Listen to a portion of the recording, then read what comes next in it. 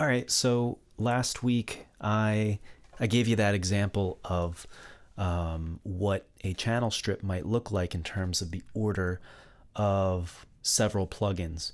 And we were talking about this because of the fact that reordering the plugins on your channel strip can and will sometimes change the ultimate sound of the output of that track. So today, rather than show you a sort of generic example of how the plugins might be ordered, I wanted to show you a real world example using a Little Cricket song that came out earlier this year.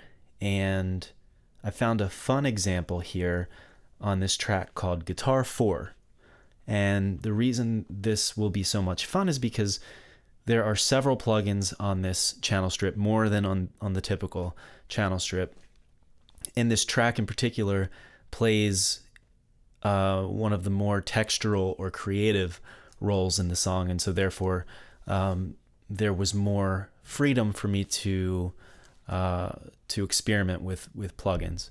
So I wanted to show you the channel strip, the order of the plugins, and kind of explain my thought process, or at least what I think my thought process was at the time that I was working on this. So first of all, here's what the song sounds like at this particular section. We're talking about this Guitar 4 here. There's a clip here and then a couple more clips here at the end, but I'll be focused first of all on this this larger clip.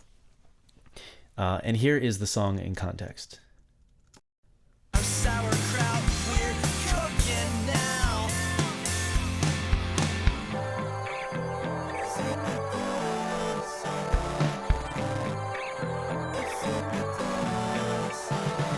Okay, so I realized that it may be hard to pick that guitar out, so what I'm going to do is solo the track.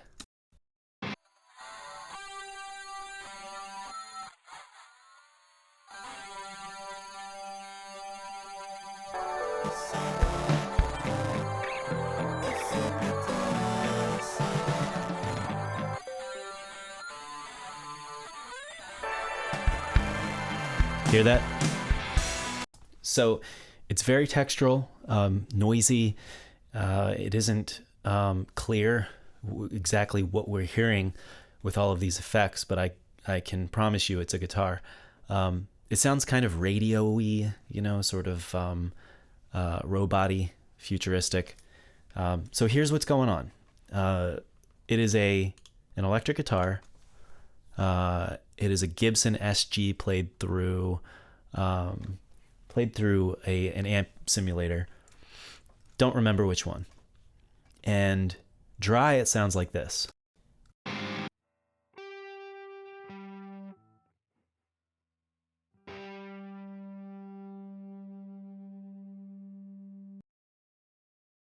Way different, right? So the first thing that I've got on the channel strip here is a pitch corrector. This is a plugin that I almost never use, the first of a couple on this particular channel strip, which is why this is so much fun for me. Pitch corrector, it's going to change the tone of the track, and it does it in a way that's much more complex than an EQ or even a saturation or distortion type plugin. A pitch corrector has a complex process that it goes through in order to adjust the pitch of whatever instrument or voice is being played.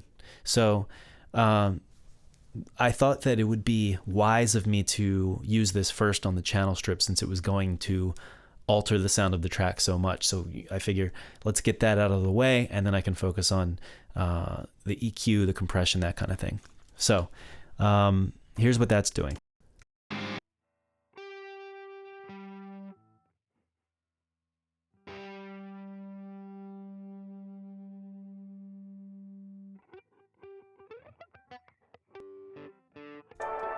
Okay, so it's not doing much. It does kind of create a little bit of a robotic effect that's really hard to hear.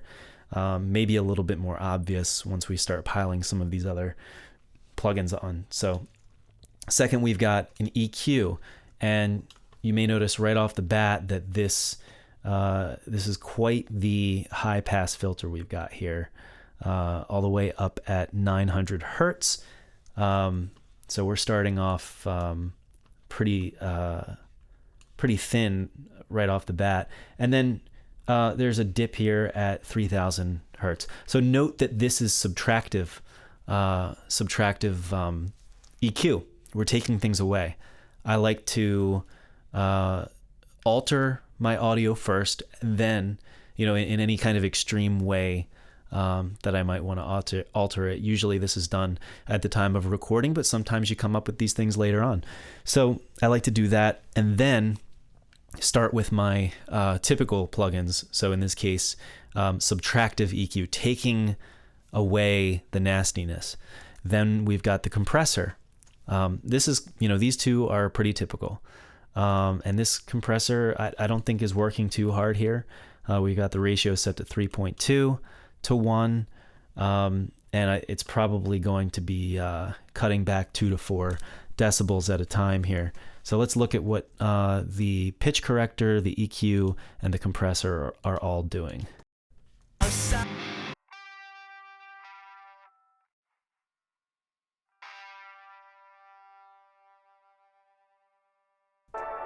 Okay, so yeah, the compressor is pretty much doing what it would be on any of my tracks, just kind of flattening things out from a levels perspective. But the EQ really is thinning it out. And so after the compressor, we have a bit crusher. Now, a bit crusher is a special type of distortion included in Logic, and I can't explain exactly how it's different from other distortions, but I can tell you that it has a pretty nasty effect if you tweak things just right. So I like to use it on tracks like this where I really want to mess things up, so to speak. Now, distortion, remember, is an additive tonal plugin, right? It's adding information that wasn't there when the track was recorded. And again, this is something I like to typically do with my amp simulator during recording, but sometimes you need a little extra distortion on a particular type of track. So again, we've got pitch corrector, then we've got this subtractive EQ, then a compressor. Now we've got our additive tonal element. So note, I'm taking tone away, then I'm compressing, then I'm adding tone. This is the way I like to work. And then we're going to skip over this one for now, this echo, and go right to this last plugin. And this is the other really interesting plugin because I don't typically use this kind of thing. This is essentially a stereo spreader. It's supposed to use a very specific kind of technique that, again, I'm not going to go into the way that these plugins work in particular. That's for another time. But what this is supposed to do essentially is to create an artificial stereo spread on one track. So if you didn't record something in stereo, but you want it to sound like it's in stereo, then you can use this plugin. And it's not perfect. It's not as good as recording something in stereo, but it has its own, sound, its own flavor, so to speak. And I wasn't quite sure what I wanted to do with this track, but there was something missing, and I thought it was some kind of modulation, maybe a chorus or delay. And I stumbled across this plugin and thought that it really got the job done. So I'm going to play this for you with and without this stereo spreader.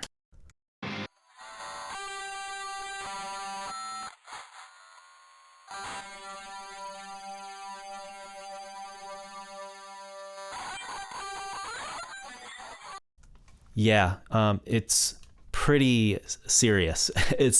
You can hear the stereo element of it, but there's also something going on that sounds sort of like a phase issue or some sort of modulation. And I suppose in a way that's what it is, because you see this rate here, which is typically in reference to some sort of modulation. So again, I'm not going to go into exactly how this plugin works. But you can hear it's a drastic change, and I've got it at the end for that reason. It's another drastic change, but we're not changing the tone, so to speak. We're adding something like a filter on it. That's the way that I think of it. It's sort of like on Instagram, you post a photo, and the very last thing you do before you post the photo is you add a filter, and that filter sort of just covers everything, makes it consistent, and you can change some of the things around the edges, and hone it exactly how you want it. But at the end of the day, it is a layer in front of what you're looking at. So that's the way I like to think of plugins like this. It is the last step. It's a filter. It kind of treats the track the same all the way through. It adds this layer on top of what you're hearing. So I thought that was an interesting channel strip to look at. Now later, these other two clips here are using this echo. I just didn't think it was worth talking too much about, but I guess I'll mention it here at the end. There is a time on the automation where the echo comes on, and I've got that. Notice I've got that before the spreader, before the stereo spreader, and for the reason that I just mentioned, which is that the spreader is the filter at the end. So I do like echoes, reverbs, time-based effects like that to be as close to the end of the channel strip chain as possible. But in this case, it made more sense to have that spreader last. So in reality, a lot of tracks won't even have their time-based effects on the channel strip. It'll usually be some sort of send like this guy down here.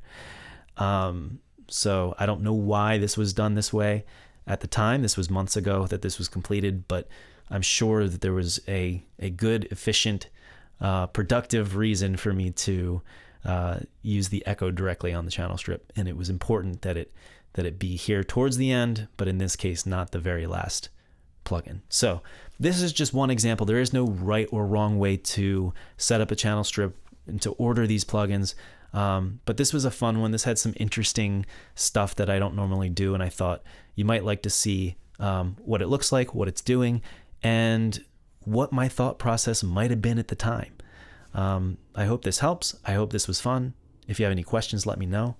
Otherwise, have a great rest of the day, great rest of the week. Happy music producing. Bye.